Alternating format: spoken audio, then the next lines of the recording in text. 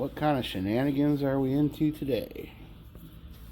I actually just got these two wire harnesses out to answer some questions. I had a buddy message me about adding a late model power seat to his Cutlass and asked me if there was power there for the, that he could tap into for the seat. And I said, well, maybe, because if the car had a power seat in it, yeah, there'd be wires under there. If not, you'd have to add them in. So I kind of explained to him how the factory did that, because his car did not come with a power seat. I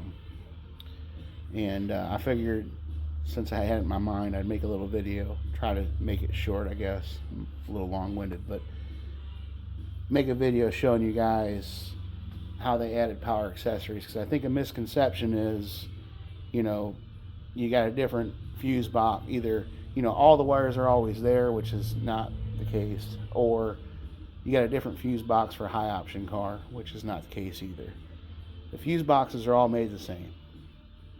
There's some changes throughout the years because we go into computer controls and crap like that, and I'm not going to get into that. But as far as adding options on to a car, you do not have to change the whole fuse box. You just have to make some changes in some add-ons, and I'll show you how the factory did that. So this harness on the left is what I consider probably pretty normal base model harness. It does have power locks and it is an AC harness, but these cars were not stripped out options cars. I mean, the ones that don't have any options are actually pretty rare. So we'll call this your typical harness. When you look at these things, you got these little single pin holes in this guy. So on a car that don't have any options, those holes will probably be empty. Okay. Actually, they will be empty, because that's how they add. That's one of the ways they add some of the options on. And these are options like rear defrost, power windows, which actually the windows is a pin that goes in here. It's a big dash harness that goes in from one end to the other, and then you add this pin in to put another breaker in here.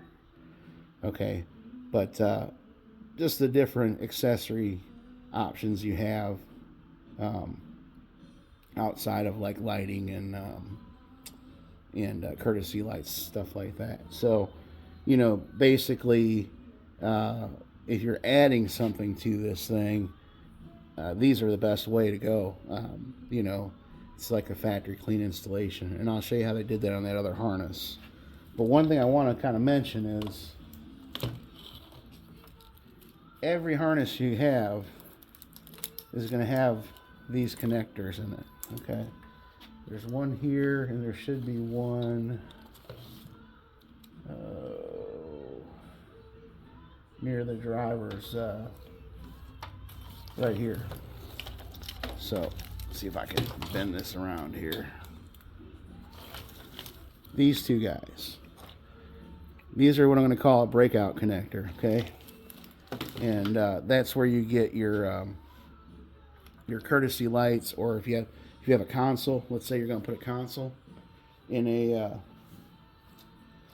car. You have a harness similar to this. This one's cut up, but for your lights and your cigarette lighter and stuff like that, and that would tap into this guy here if you plug it in the right way. Okay, but all right, well, now you've got your console. Then you go, well, shit, man, I really want to hook up courtesy lights, or this car already has courtesy lights and I want to put a console in it as well.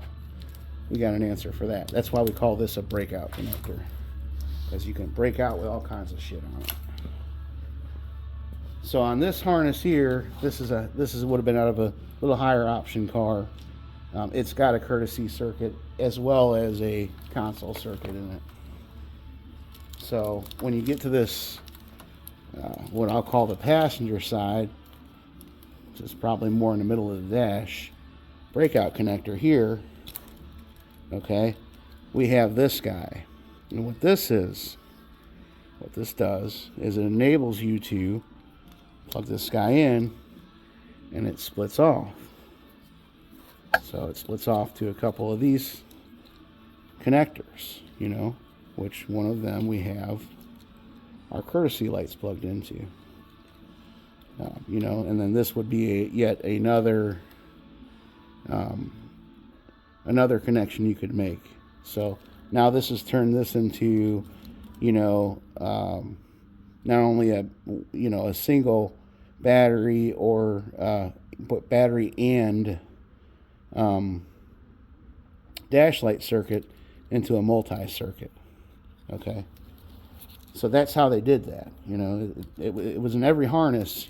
So if you need to add courtesy lights or a console harness to it, you got to buy these extension breakout connectors, and you can get them at the junkyard, or I'm sure there's somewhere they sell them. I've got a bunch of this kind of stuff, so you know, I'm a scavenger. If it's good wiring, which I don't consider this cut up stuff good wiring, but if it's good wiring, I'll take it out of a car that I'm scrapping. The other thing I do on the cars I scrap, or if I go to the junkyard, is these guys here. When I was talking to you over there before about all these holes, single pin holes, this is how they tapped into your base harness to add these different things on. Like these two circuits here go to this rear defrost relay. Okay, so we have an ignition source and a hot source, and they also have, you know, where you can tap into that again, so you can get that battery source again. You can stack these. So whenever I go to the junkyard or I junk a car, I'm snipping these things out with as much wire as I can get on them. And as far as like this circuit goes, I try to take this whole circuit out if I can, you know, because this is our defrost add-on. You look at this box here, see how it's got that tab? That's where this goes. And then it's just a separate harness that's tied off here. So this would plug into your lead going to the back window, and then this guy here is coming through the harness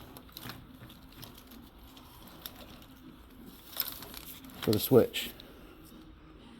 Okay, so just some different things. I mean, you know, what else could you use it for? Electric fan trigger. You know, you plug in there. A lot of people like using spade connectors on fuse boxes, and I'm just not a big fan of that because, you know, in one scenario only, if you have your spade connector plugged in there, slid in there, and it's going to your cooling fan relay, and you get your foot tangled up somehow, or there's a wire hanging, or I've seen some horrific wire jobs, and unplug that, now you have no fan relay. If you have these guys in there, they have a lock on them, so you actually have to push the lock down to get them to release. See that guy? He's got a lock and a tab. And then they make a couple different shapes of these guys. It's got a little slider here. I don't know if you all can see that. That slider fits into this groove right here. So some of them are going to be different, like, and I think they did that, like, 'cause this is a battery hot. So when I go down to an ignition, it won't fit because the tab's in a different spot. So, but this one, which is going to be your pink and black's pretty much always your switched, ignition switched hot. This one might, you know, yeah, so that one does. So that's, you know, it's even kind of done in a matter of where you can't take that constant, you know, and put it in. Actually, that's for your capacitor, but you can't take that constant hot and put it in a different spot. You know, you got to put where they want you to put it. I think that's much more effective than, you know, a slide-in spade that can come back out. And of course, if you're adding things on, you know, if you're adding a trigger for a fan, you know, put a fuse in there, a fusible link. So, but that's about it. I just figured I'd show you guys, you know. Embrace your scavenger spirit. These things are, you can find them in just about any 80s GM car. Snag them out of there. They work pretty well. See ya.